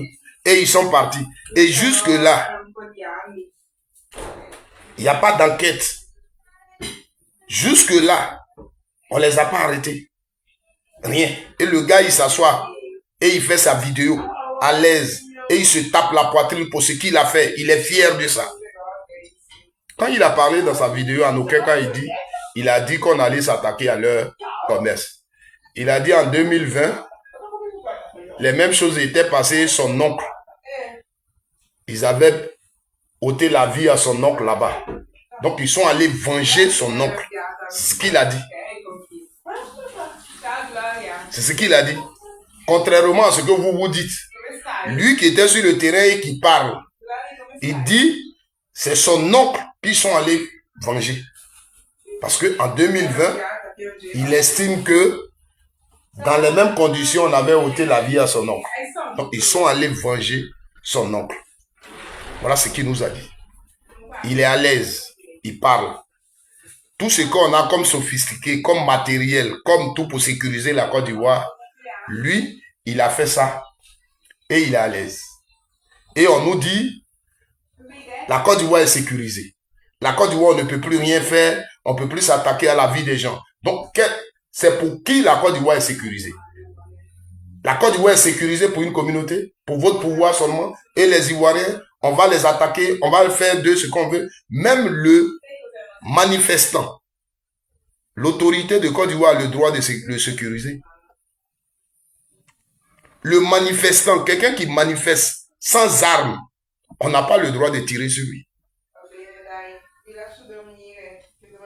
Quelqu'un qui manifeste, qu'une manifestation soit autorisée ou non, mais dès l'instant où les gens s'élèvent et pendant leur manifestation, ils ont les mains nues, tout ce que vous pouvez utiliser, ce sont les armes conventionnelles contre eux. Et l'autre chose, peut-être les attraper pour les mettre en prison. C'est tout. On ne tire pas sur eux. On ne tire pas sur eux. Si moi, tout de suite, je quitte chez moi et je vais devant la présidente et je dis non au 4e mandat, non au 4e mandat, les gens voient que je n'ai aucune arme. Tout ce qu'ils peuvent faire, c'est de venir m'attraper et dire que j'étais en train de, comment on appelle ça, pour un problème de l'ordre à l'ordre public, ils vont me mettre en prison. On ne peut pas tirer sur moi. On ne peut pas tirer sur moi, ça n'existe nulle part. Si je viens devant la présidente avec une arme que je suis en train de tirer, c'est normal qu'on tire sur moi. Mais je me mets comme ça. Non au 4e mandat. Non au 4e mandat. Je le fais. Aucun militaire, aucun policier n'a le droit de tirer sur moi. Il le fait là. C'est vrai, je suis mort. Mais lui, il va aller en prison. Ça, dans des pays développés partout, c'est comme ça. Et la dernière fois, c'est ce que je vous expliquais. Quand on prend le cas de Gbagbo Laurent, que vous avez dit, il est le responsable des Ivoiriens qui ont ôté la vie pendant la crise post-électorale. Je vous le dis, il dit non. La cause qui pouvait faire condamner Gbagbo Laurent, c'est que on a prouvé, A plus B, qu'il a perdu les élections et il ne veut pas partir. À partir de là, il est responsable de tout ce qui s'est passé. Mais tant qu'on n'a pas prouvé que Gbagbo Laurent a perdu les élections, il y a un problème. Parce que Gbagbo, il s'est dit, j'ai gagné les élections, il est assis là. Vous vous dites que vous avez gagné. Ce n'est pas le peuple de Côte d'Ivoire qui est descendu dans les rues pour chasser Gbagbo Laurent comme en 2000 on a fait pour Gueye. Vous avez utilisé les armes pour venir chasser Gbagbo. Donc, les armes que vous avez utilisées là, ce sont des gens que vous avez, sur les gens que vous les avez utilisés. C'est sur les gens que vous les avez utilisés. Vous comprenez? C'est pourquoi quand on allait à la haie, le point qu'il fallait traiter sérieusement, c'était qui a perdu les élections. C'est pourquoi vous allez peut-être m'insulter pour mon amour pour Gbagbo Laurent, mais quand ça concerne les problèmes de Côte d'Ivoire, le jour où vous acceptez qu'on pose les vrais problèmes et on ne saute pas dessus, on utilise la sagesse, vous verrez que le monsieur là, et moi je suis sûr, peut-être même dans sa tombe, il y a beaucoup d'Ivoiriens qui diront, qui confesseront un jour. Je le dis. Je le dis. Il suffit d'être sage. Donc, Gbagbo Laurent se dit, il a, dans un pays à la Constitution, il a été investi par le Conseil constitutionnel. À partir de là, il est président. Si je ne suis pas payé, c'est Gbagbo Laurent. Vous comprenez? Donc, vous avez dit non, c'est pas lui. Et vous êtes venu faire un coup d'état pour la lever là. Chose, comment il s'appelle? Ibrahim Traoré qui est aujourd'hui au pouvoir au Burkina. C'est un coup d'état il a fait et puis il est venu au pouvoir. Mais si tu t'en vas, tu prends les armes que tu l'enlèves au pouvoir, c'est un coup d'état tu as fait. Or, lui n'a pas été élu. Thomas Sankara, il a fait coup d'État pour venir. On a fait coup d'État pour l'enlever. Pourquoi vous appelez Ibrahim Traoré putschiste? Parce que celui qui l'a enlevé pour être là, c'est coup d'État aussi il a fait. Voilà. Donc vous, peu importe ce que vous allez dire de ce que Gbagbo a fait pour être au pouvoir, mais Gbagbo Laurent, là, vous l'avez enlevé, là, c'est un coup d'État que vous avez fait. Mais si vous estimez que il est venu, il s'est maintenu au pouvoir par la force et tout ça, pour que vous l'enleviez, la raison qui a motivé, mais vous avez utilisé les armes pour l'enlever. C'est ça le débat. C'est comme aujourd'hui, on vient de faire une élection en Côte d'Ivoire. Demain, vous allez investir Ouattara. Il y a beaucoup d'Ivoiriens qui ne se retrouvent pas dans ça. Mais si les gens utilisent la force pour enlever Ouattara, puisqu'on estime qu'il fait un 4e mandat, il a violé la Constitution, on estime que l'élection qui s'est passée là, il y a beaucoup d'Ivoiriens qui n'ont pas voté, la CI, les résultats là sont faux, on l'estime. Si les gens utilisent la force pour enlever Ouattara, ça serait un coup d'État. Voici les vrais problèmes de la Côte d'Ivoire dont on ne veut pas parler, qu'il faut passer à côté pour faire plaisir aux gens. Voici les vrais problèmes. Il faut passer à côté pour faire plaisir. Non, Gbagbo, on lui a donné 10 ans, il n'a rien fait. Ça, c'est un autre débat. Je dis toujours, un Ivoirien peut le dire. Mais l'Ivoirien, même quand il dit on a donné 10 ans à Gbagbo, il n'a rien fait. On a donné 10 ans, l'Ivoirien sait qu'il ment. Et un Ivoirien qui dit la vérité, qui a vécu en Côte d'Ivoire, te dira, non, ce que tu dis n'est pas vrai. On n'a pas donné 10 ans à Gbagbo Laurent. Voilà. Tu vas appeler Cissé Bangogo, tu étais dans le gouvernement de Gbagbo Laurent. À quel moment tu as présenté un projet de gouvernement? À partir de là où vous êtes rentré au gouvernement, là, il faut nous faire le point de votre conseil de ministres. Parce que le développement d'un pays se construit à partir du conseil des ministres. Chaque ministre vient, il fait son point, il fait sa proposition. Et on affecte le budget. Donc, vous étiez tous des ministres. Dites comment vous faisiez vos conseils de ministres. Quels sont les projets que vous aviez engagés? Et par la mauvaise gouvernance de Gbagbo, ces projets-là n'ont pas été financés. Non, quand tu parles comme moi, quand tu es réaliste, tu es mauvais. C'est toi le terroriste en Côte d'Ivoire. C'est toi qui ne dois pas voir ton pays. C'est toi qui as le problème en Côte d'Ivoire. Mais il faut que tu t'asseyes et tu dises, Ouattara, il est fort. Ouattara, il fait ceci. Ouattara, il est bon. Non. Là, à partir de là, tu peux marcher en Côte d'Ivoire comme tu veux. Et quand tu touches ces vrais problèmes de la Côte d'Ivoire, s'ils avaient la possibilité, de là où ils sont assis, d'utiliser leur mystique pour t'avoir, ils allaient le faire. Donc quand ils te regardent même, devant eux, tu deviens autre chose, tu deviens un animal. Donc le gars, il va t'insulter même, parce que c'est ce qu'il voit quand il te regarde là, qu'il utilise pour t'insulter. Le vrai problème de la Côte d'Ivoire, c'est ça.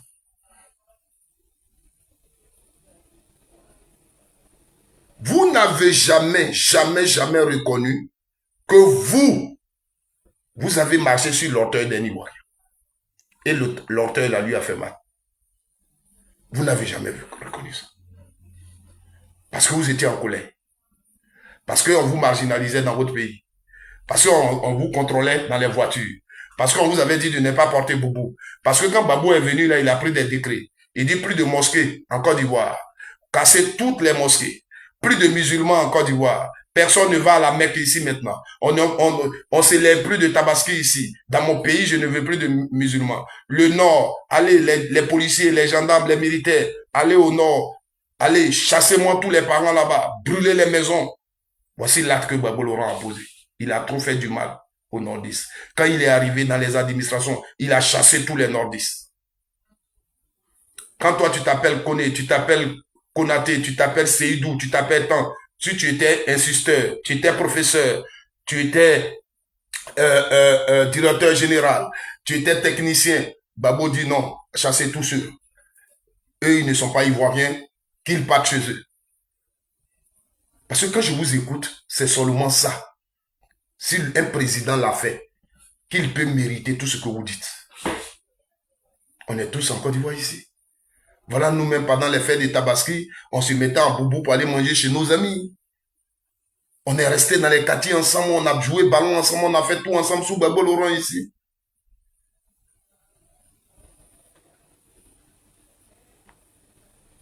Gbagbo Laurent a payé ici transport des gens, ils sont allés à la Mecque.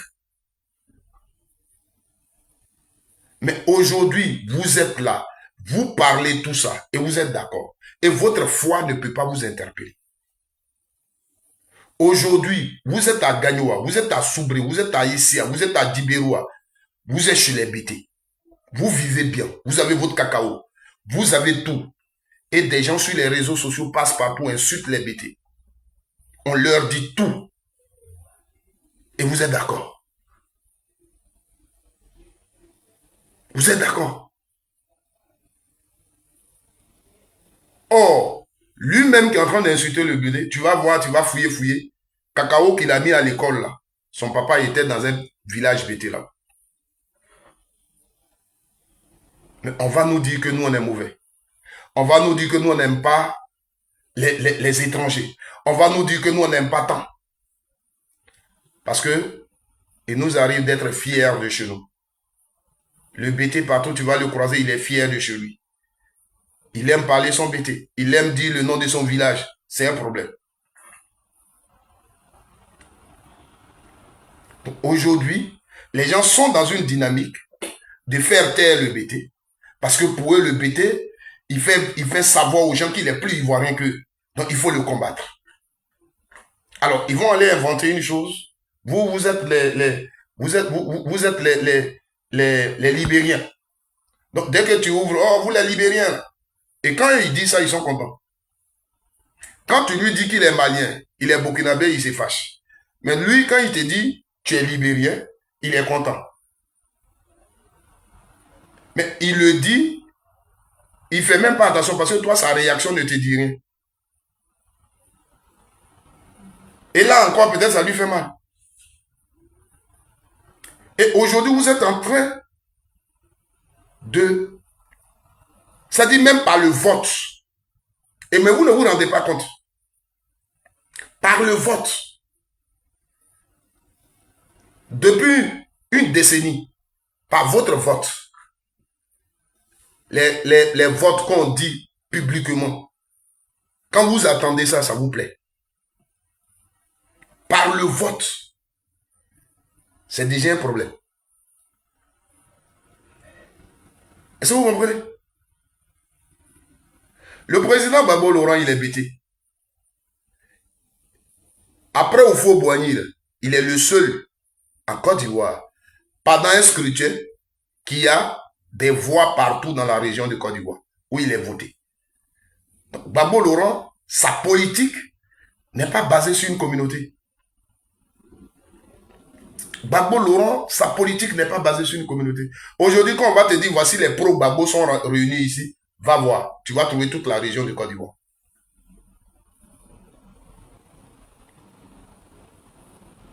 Même malgré tout ce que vous dites de lui, malgré toute cette communication, toute cette campagne de diabolisation sur sa personne, allez à une réunion où on dit il y a les militants de Gbagbo Laurent, où il y a les pro-Gbagbo.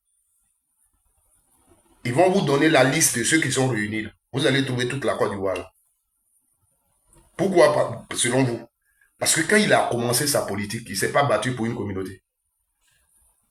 Gbagbo n'a pas dit, on ne veut pas que je sois président parce que je suis bêté. Il pouvait le dire, parce que il y a eu des antécédents. Sur des bêtés qui ont voulu faire politique en Côte d'Ivoire. Il pouvait le dire. Il y a des bêtés qui ont été renvoyés de leur service. Parce qu'ils sont bêtés. Il y a des bêtés à qui on a refusé des concours dans ce pays-là, parce qu'ils sont bêtés.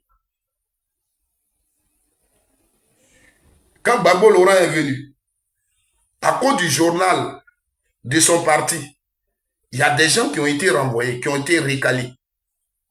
Quand on rentre dans ton bureau et on te voit avec un journal du parti de Gbagbo Laurent, tu perds ton travail dans cette Côte d'Ivoire. Et ce n'est pas si vous le savez quand vous parlez. Et ce n'est pas si vous le savez. Et ce n'est pas si vous savez que il y a des enfants, des gens qu'ils ont renvoyés du boulot à cause de politique, parce qu'ils étaient des pro-Gbagbo. Mais ils n'ont pas, c'est pas parce qu'ils étaient des BT. Il y a des Atiers qui l'ont subi, il y a les Zadjougrou qui ont subi ça, il y a des Dida, il y a même des Nordistes qui ont subi ça dans cette Côte d'Ivoire. Et c'est ça qui est problème. Dans un pays, c'est ça qui est un problème. C'est pourquoi je vous dis, ce que vous soulevez, ce que vous relevez dans vos revendications, pour moi, sont éphémères. Parce que moi, je suis Korogolais. Et je sais que je suis un Ivoirien. J'ai eu mon bac à Korogo. On dit on m'affecte à l'université au Faux-Boigny. J'arrive, il y a 2 guichets. Il y a pour les étrangers où ils s'inscrivent et il y a pour les Ivoiriens. Je vais au guichet des Ivoiriens. On me dit non, toi, tu t'appelles Kone Ouattara. Non, tu es malien, va t'inscrire où les étrangers s'inscrivent. À partir de là, je me plais. À partir de là, il y a un problème. Oui. À partir de là, il y a un problème. Mais moi, je passe, quelqu'un pense que comme je m'appelle Kone Ouattara, je suis malien, il me traite de malien, mais ça, c'est son problème. Ça, c'est son problème. Moi, je suis dans une administration et parce que je m'appelle Dago, on me prend pour un BT, je suis un pro-Gbagbo, donc on me renvoie de mon travail. Ou bien, la promotion que je devais avoir, je ne l'ai pas. Voici ce qui envoie des problèmes dans un pays. C'est ça là qui envoie des problèmes dans un pays. Et aujourd'hui, ça existe. Aujourd'hui, là, ça existe. Ça, on vous le dit. Vous comprenez?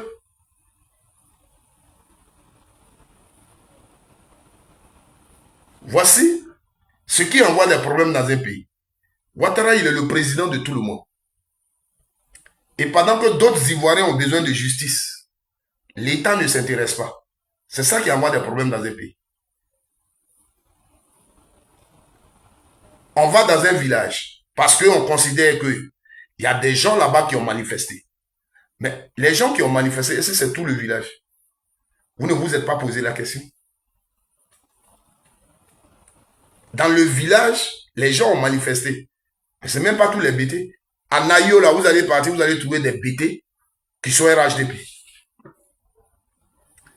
À Nayo, vous allez partir, vous allez trouver des BT qui sont de Nayo et qui sont PDCI.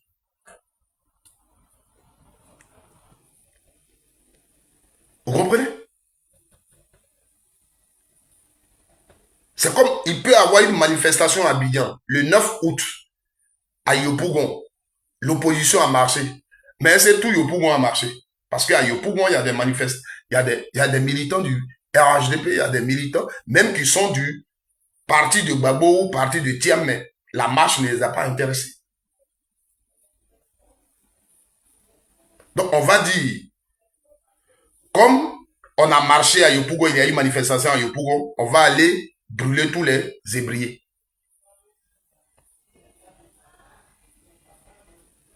Vous comprenez?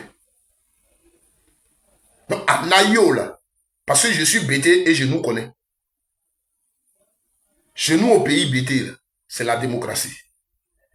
Tu vas dans mon village, tu es RDR, va là-bas, tu trouveras des militants du RDR dans mon village. Tu es MGC, va dans mon village, tu trouveras les militants du MGC dans mon village. Tu es COGEP, va dans mon village, tu trouveras les militants du COGEP dans mon village. Voici comment nous sommes tous au sud ici. Vous comprenez? Va à l'épée dans un village.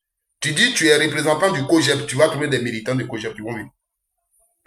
Va à l'épée dans un village. Tu dis tu es PDCI, tu vas trouver des militants du PDCI qui vont venir. Va à l'épée dans un village. Tu dis tu es... Même ceux qui sont sortis hier, ils ont des militants là-bas. Et les gens, ils sont libres, ils circulent. Parce que nous, on a compris la politique en réalité. Chacun est libre de militer où il veut. On a le pays en commun. Pendant que vous faites campagne, vous manifestez.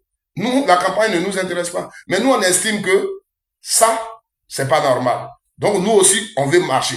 On veut manifester. On n'a pas dit on va casser quelque chose. On n'a pas dit on va agresser quelqu'un. Mais nous, on veut marcher. On veut dire non. On nous empêche.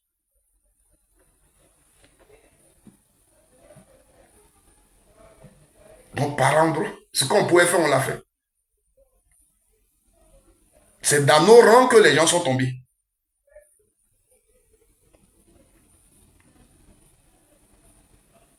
C'est tout. Mais quand on est RDR et qu'on a milité au RDR, quand il y a une telle situation, on n'accuse pas l'opposition. On le sait, nous tous. Et ça, depuis quelques jours, je vous le dis.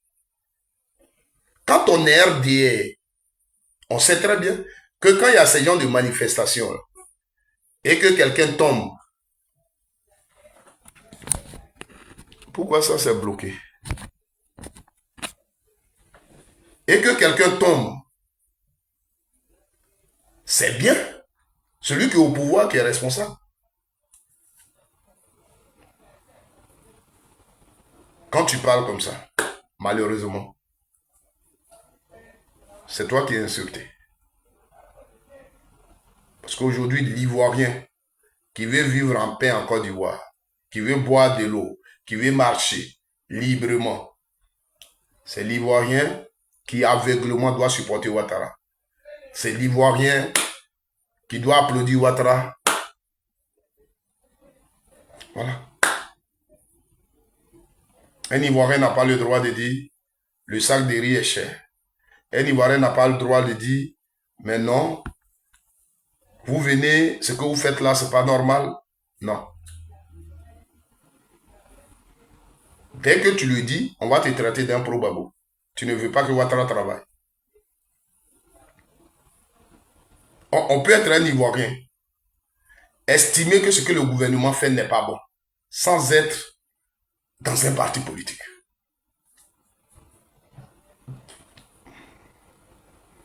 Vous voyez, la jeune dame, Prichérie Balé, aujourd'hui, elle est traitée de tous les noms.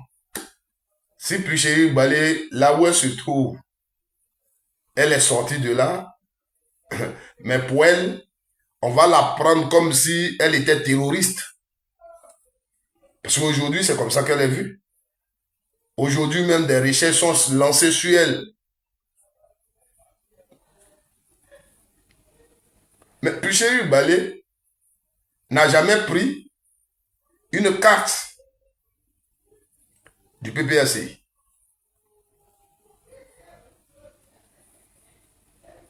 Elle est une Ivoirienne. Elle a créé ces mouvements de société civile. Et puis Prichérie Balé estime que ce que le gouvernement fait en ce moment n'est pas bon. Donc elle, c'est vrai, elle est une fille, elle est une femme, mais elle a sa Côte d'Ivoire, c'est son pays. Elle estime que ce qui se passe dans son pays, là, c'est pas bon. Si on ne fait rien, ça va nous créer des problèmes. Donc elle demande aux Ivoiriens, levez-vous et arrêtez ça. Parce que c'est vous le peuple qui devez arrêter ça. Cette façon de fonctionner ne va pas bien. On inflige les justices aux gens. C'est pas bon. Crions. Demandons la justice. Demandons le respect de notre constitution.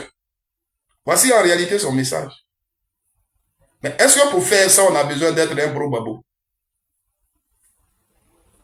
Est-ce que pour faire ça, aujourd'hui, on a besoin d'être au PDC? Un citoyen lambda peut le faire. Parce qu'en réalité, ce que vous faites n'est pas bon. Et vous-même, vous le savez. Le problème, c'est que vous le savez. Sur quoi vous vous basez pour le faire, c'est que vous allez utiliser la force contre ceux qui vont vous dire non. Ceux qui vont vous dire non, vous allez utiliser la force contre eux. Sinon, vous savez très bien que ce que vous faites là, c'est pas bon. Je vais vous le dire aujourd'hui et je vais le dire demain. Vous savez très bien que ce que vous faites n'est pas bon.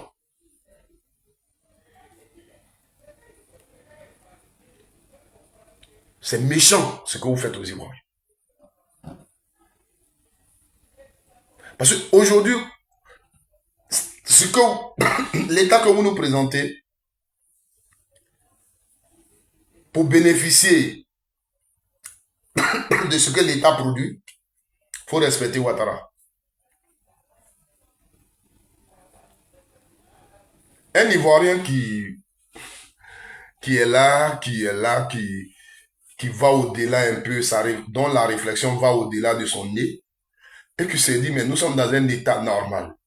Je suis assis dans la ville de Boaké ici, je vois les magasins sont ouverts, les activités se font, chacun paye ses impôts, les taxes sont payées, donc le pays fonctionne, il y a le transport, on paye le carburant, on paye tout ça, et c'est tout ça qui fait la richesse du pays.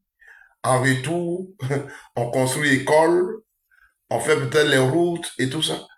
Et les gens veulent que je saute, les gens veulent que je parle comme eux, que le président est en train de faire des miracles, le président est en train de... Mais pourquoi vous voulez ça? Vous voulez quoi? Le président, au contraire, c'est lui qui doit me respecter. Le président, c'est pour moi qui travaille. Il y a des Ivoiriens, quand tu parles comme ça, ils vont te dire tu ne respectes pas Ouattara. Parce que pour eux, Ouattara, c'est un dieu. Pour eux, Ouattara, c'est un dieu. Et on a des parents qui sont là, qui se mettent dans leur tête. Mais c'est ce qu'on leur a mis. Pour eux, quand ils sont dans leur village et une école est venue, ministre qui va aller là-bas ou bien directeur général qui va aller là-bas va dire le président Ouattara a construit votre école.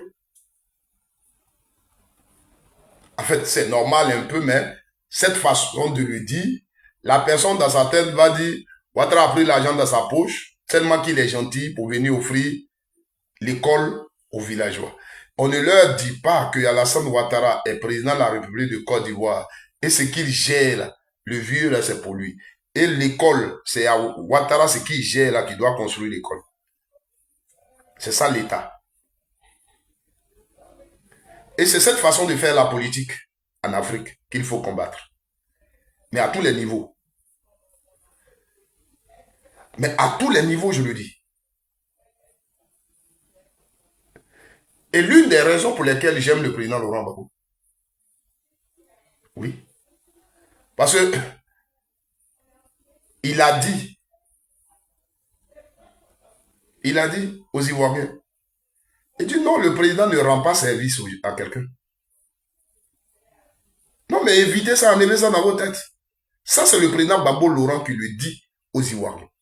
Là où il serait glorifié pour dire je fais ça, je fais ça. Il dit non, le président de la République ne rend pas service aux citoyens, au peuple. Ce que le président de la République a là, c'est pour le peuple. Ce qu'il gère, c'est pour le peuple. Mais combien de chefs d'État peuvent parler comme ça? Combien de chefs d'État? Combien ils sont qui peuvent revenir pour dire ce que je gère, c'est pour vous?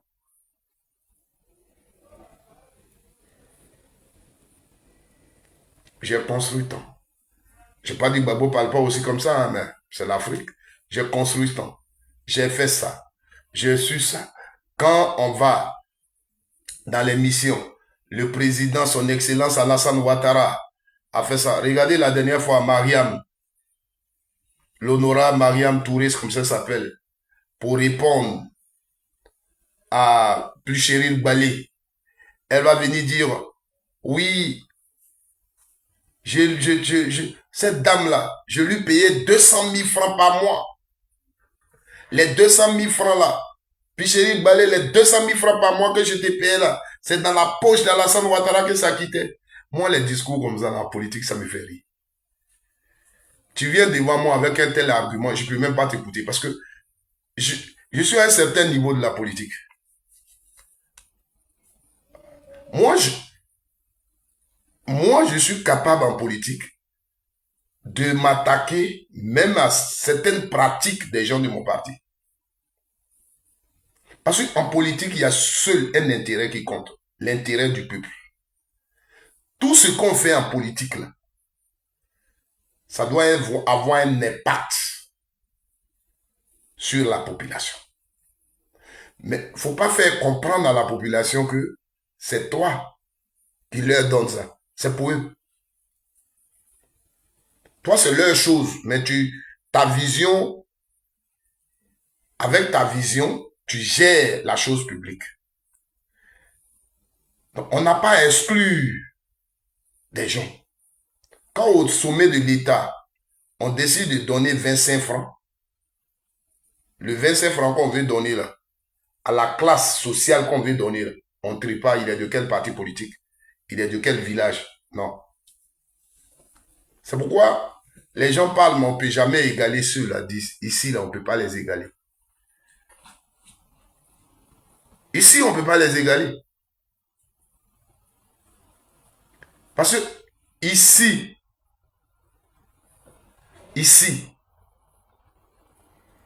là, les gens, quand ils font leur politique sociale, on ne sait pas d'où tu viens. On ne sait pas de quel parti tu es. Les gens, ils vont demander des documents. Si tu remplis les conditions, tu bénéficies de la chose. C'est l'État qui a mis ça à la disposition des gens qui remplissent cette condition. On peut par exemple dire, on va donner 100 € sur les bulletins des gens qui ont moins de 1500 € par mois. Il suffit que tu aies moins de 1500 € par mois. Et l'État met les 100 € sur ton bulletin. Tu es de Godelier, tu es de Doubs, tu es en Italie, tu travailles. L'État a décidé de donner 1500 100 € comme prime de transport à tous ceux qui travaillent et qui ont moins de 1500 €. Tu es payé à 1400 €, l'État te donne 100 €. Tu es payé à 1000 €, l'État te donne 100 €. Tu es payé à 1200 €, l'État te donne 100 €. C'est comme ça. Parce que l'argent là, qu'ils ont calculé, c'est pas pour eux. Celui à qui on donne là, c'est son argent. Vous comprenez? Voici, on peut faire la politique. En Afrique, on a encore beaucoup de problèmes. Parce qu'en Afrique, on fait des rois en fait. On fait des rois. En Afrique, on fait des rois. Des gens, ils sont en Europe ici. Mais ils vont parler comme si ils étaient... C'est eux qui vont dire, oui, mais Alassane est là, il y a la paix, il y a la cohésion, il y a le développement. Donc, il peut faire le 4e mandat. C'est écrit où? Où c'est écrit?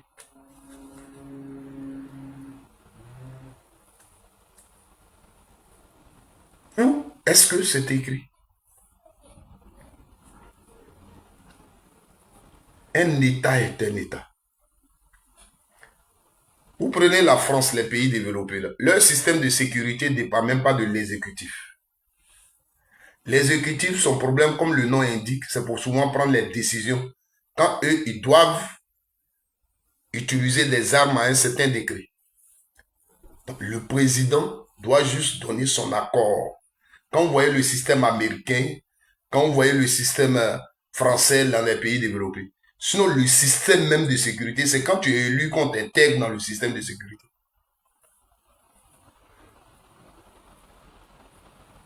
Quand tu es élu, c'est là que tu es intégré dans le système de sécurité. Du jour où tu n'es plus président, tu quittes. Celui qui vient là, c'est lui qu'on intègre.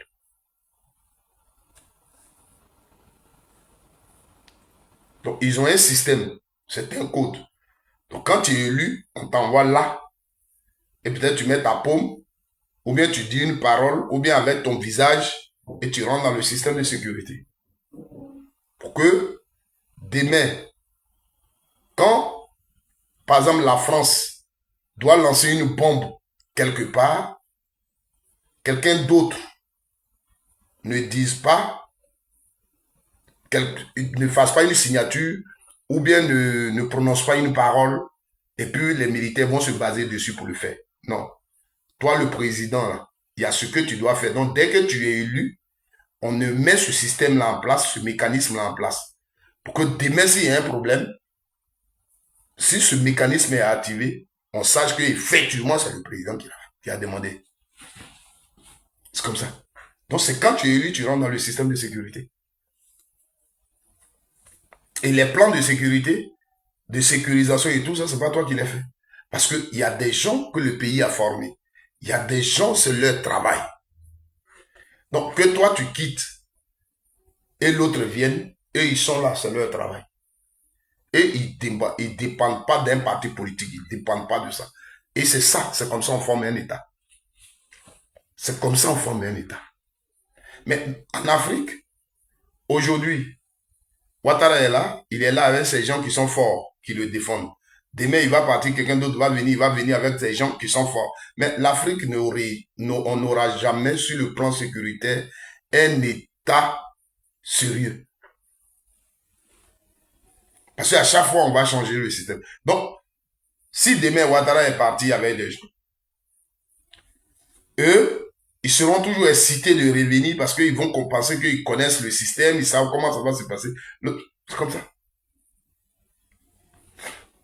Or, dans un pays où des gens sont formés pour défendre le pays, d'abord, quand tu vas voir les tests qui régissent l'armée, l'armée ne fait pas politique, l'armée défend la population. En réalité, c'est comme ça. Donc, l'armée s'en fout de ce qui se passe. L'armée, si la tête a changé, l'armée se met à la disposition et l'armée sécurise le pays. Mais en Afrique, on n'a pas encore une armée comme ça. Les militaires sont motivés, plus parce que c'est leur gars qui est au pouvoir. Donc, quand il est au pouvoir, il a sa possibilité de les manipuler parce que c'est eux qui doivent assurer sa sécurité. Donc, c'est pas bon, il fait, mais eux, ils sont là. C'est tout. C'est pourquoi souvent, quand je parle de ce qui se passe dans mon pays, je vous dis, moi, quand je parle, c'est seul le peuple. Moi, je ne peux qu'inviter le peuple. C'est pourquoi je vous dis, si j'étais au pays, peut-être aujourd'hui, j'étais peut-être à la Maca, ou peut-être je ne vivais plus. Parce que je ne pourrais pas laisser cette injustice. Mais comme moi, l'éducation politique que j'ai, devant une telle situation, c'est pas d'aller recourir aux armes, mais c'est de marcher et de dire non. Donc, toutes les fois que on va nous appeler à une manifestation pacifique, j'allais dans les rues. Parce que pour moi, ce qui se passe dans mon pays n'est pas normal. Et le fait que je manifeste, je peux changer quelque chose. Le fait que je manifeste, je demande un état de droit dans mon pays. Je demande la légalité dans mon pays. Je demande la justice. Et tant que je comprends comme ça, je serai toujours sur le terrain pour marcher. Je ne le fais pas pour quelqu'un. Donc, contrairement à ceux qui disent, oui, vous appelez les enfants des gens dans les rues, vous cachez pour eux. Non. Lui qui est derrière moi, là, c'est l'enfant de quelqu'un.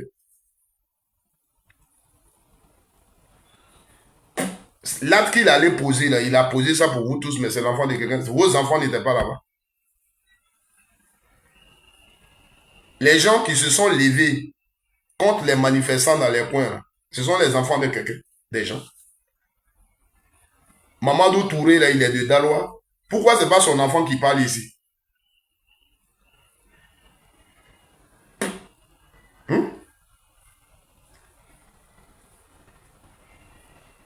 C'est la question que je vous pose toujours. Quand on dit qui a fait des manifestations à Côte d'Ivoire, c'est le RDR. Et quand vous avez dit, quand vous marchiez, on vous ôtait la vie. Je n'ai jamais vu, je vous pose la question, si celui, le leader, pour marcher, il doit être devant lui et ses enfants. Ouattara a perdu combien d'enfants dans une marche? Vous n'avez jamais répondu à cette question. C'est-à-dire, il y a des choses qu'on peut dire pour décourager les gens. Mais souvent, quand vous parlez vous-même, là, vous ne savez pas où vous êtes quitté pour arriver là. Et vous vous ridiculisez. Moi, quand je sors et je dis que je marche, c'est pas, j'ai plus de 40 ans. Où je suis là, quelqu'un va encore me manipuler. Mais c'est la raison que je trouve noble dans mon pays, là, c'est pour elle que je marche. Donc, quand je sors là, je sais que il y a un gouvernement qui a décidé de nous infliger l'injustice et eux, c'est ce qui les arrange. Donc, quand je vais dans les rues, là, ils vont vouloir m'empêcher de m'exprimer. Donc, je m'attends à eux et je vais marcher. C'est tout. Donc, de là où je suis, quand je parle, je n'oblige pas l'enfant de quelqu'un à venir dans la rue. Mais moi, j'explique les motivations de cette manifestation. Si tu te retrouves dedans, tu sors. Pendant que tu sors ce que tu as compris, et la cause, tu te l'as appropriée, tu sais que c'est une bonne cause, c'est pourquoi tu sors. Tu ne sors pas pour Gbagbo. C'est comme ça en politique. Donc c'est ceux qui sont manipulés, et ils savent qu'ils sont manipulés. Et ils savent que on leur donne des choses pour pouvoir dire ce qu'ils veulent, qui pensent qu'il n'y a pas des Ivoiriens, sans qu'on les manipule, ne peuvent pas venir pour dire non sur le plan politique. Voilà. Voilà.